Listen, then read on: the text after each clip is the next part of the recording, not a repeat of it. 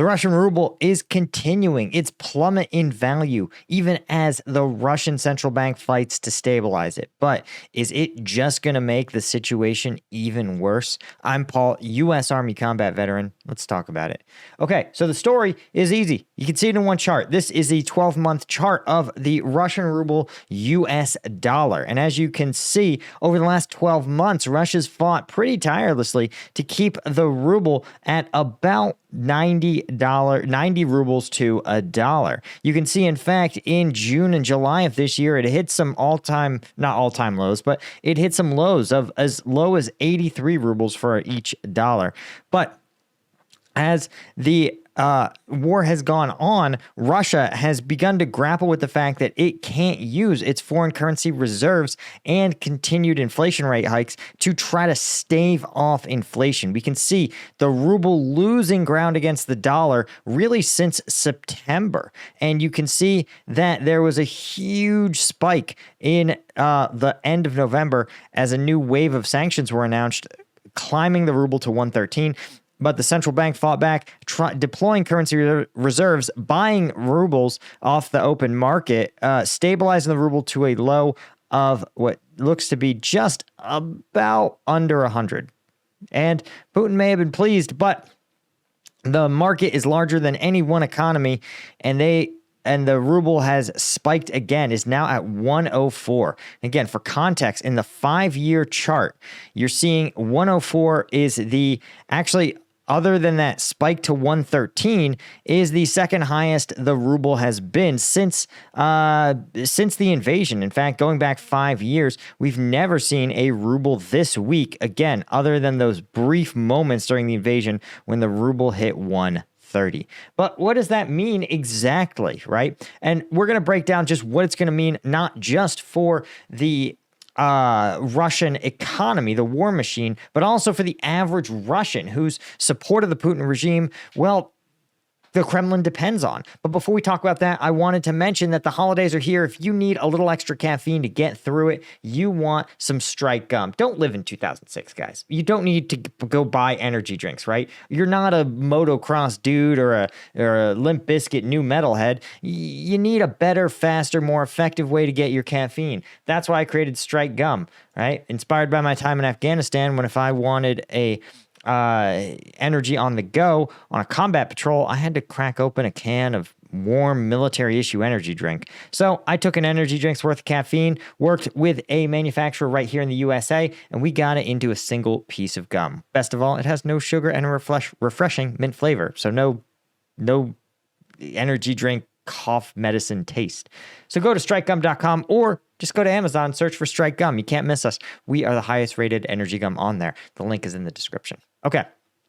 So here's where things get a little bit crazy for the Russians, is that most analysts now expect Russia is going to have to pull out all the stops to fight in its war against inflation. And what's happened to the Russian economy and what continues to happen is that the Russian government is spending a lot of money in order to fund their war machine. And this is done in part, by recruiting new people, hiring factory workers, buying goods and services from the Russian economy. And the problem is when you combine that with sanctions, which prevent new goods and services from coming into Russia to kind of stabilize supply and demand, what you have is a crowding out effect. It means that every time Russia wants to open a new drone factory, let's say, they have to hire a bunch of workers. The problem is Russia, one, has already pulled all the able-bodied men, or many of the able-bodied men, out into the war and then wounded or killed them, so they're not available to work. Two, they have to compete with all other industries who are seeking the same shortened pool of able-bodied workers, and they have to compete with themselves, right? The Russian military is offering massive payouts if you're an able-bodied man able to work. So all so that when this new Shahed factory hires new people, they have to pay them much more than any other alternative, right? They have to pay them enough wage to attract these workers. The same thing applies to goods and services, right? As they need more screws to put together the drones, there's only sanctions that prevented screws from coming into the country en masse. And so that means that the Russian government has to buy screws locally, but remember, it has to compete with Russian TV factories and watch factories and anyone else who needs these screws. So they have to pay more. And every single month, that cycle is continuing. And the Russian government works tirelessly to tamp down inflation, but it looks increasingly like they don't have many tools left in the toolkit to stop it. The consumer price index, the index of the average price of goods and services, particularly used by regular Russians like meat, cheese, rent, electricity, hit 8.9%, a annualized raise of 8.9% in November. And it's up, actually, on October. It was only on pace for about an 8.5% increase only, right? And this says that the inflation isn't just hard to beat, that it's increasing, that it's escalating, right? And this means that Russia's central bank is expected to hike rates by 200 basis points in their meeting in a couple days, meaning that Russia's interest rate, their base interest rate, is about 23%, which is absolutely insane. To give you context, guys, in the U.S., when we were fighting tooth and nail to beat back inflation from our central bank, our rate hit about, in the United States, we had a peak of about 5 to 6%.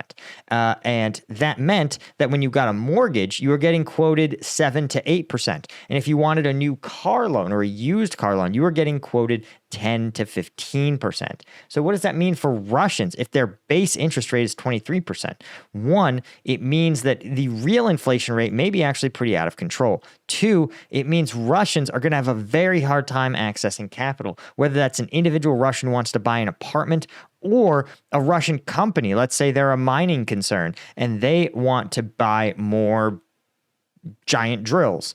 They're going to pay an exorbitant amount on those products. And, oh, by the way, if you are a Russian mining concern or TV or watch factory, you are going to have a harder time exporting your goods as well. So this is why, while the numbers may look really good, right? A high employment rate, Russian wages being at an all-time high, ultimately, as long as this remains really high, it's not going to make much of a difference, right? Just like if your grocery prices doubled and you got a 15% raise, you haven't actually come out on top. In fact, you're further behind. You've fallen further behind. That's what's going to happen and is happening to Russian businesses and Russian workers.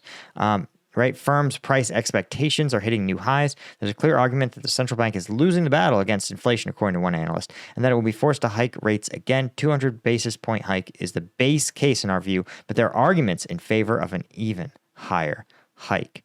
So, again, this is a sign, I think, that the Russian economy, remember, there's the Ukrainian economy is also not great. It's got a lot of its own problems, but there's a key difference here. It's the same difference that the U.S. saw in Vietnam. The U.S. was a big country fighting against a much smaller country, but that small country was committed to absolute victory, and they were willing to endure tremendous burdens to ensure that. In contrast, the U.S. was fighting a kind of war for a marginal interest, right? An overseas country that was had little economic impact and minimal security impact on the United States. And so the difference was the commitment levels. And that's what Russia is fighting as well. This is clearly not an existential war. This is not a war for survival of the Russian state or even a war of survival for Putin, right? It's a war of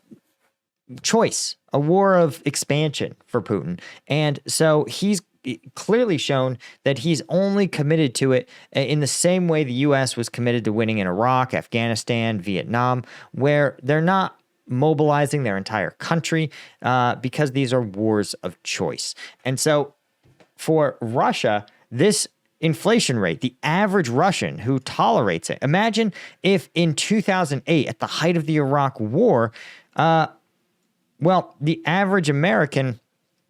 Well, actually, this did happen. At the height of the Iraq War, the average American was getting economically cooked, and there was tremendous pressure on the incoming Obama administration to find a way to either end the war or scale it down tremendously. And that's what they tried to do with the Iraq surge. They tried to pump troops into it for about 12 months. They did not enjoy tremendous success, though. Anyway, guys,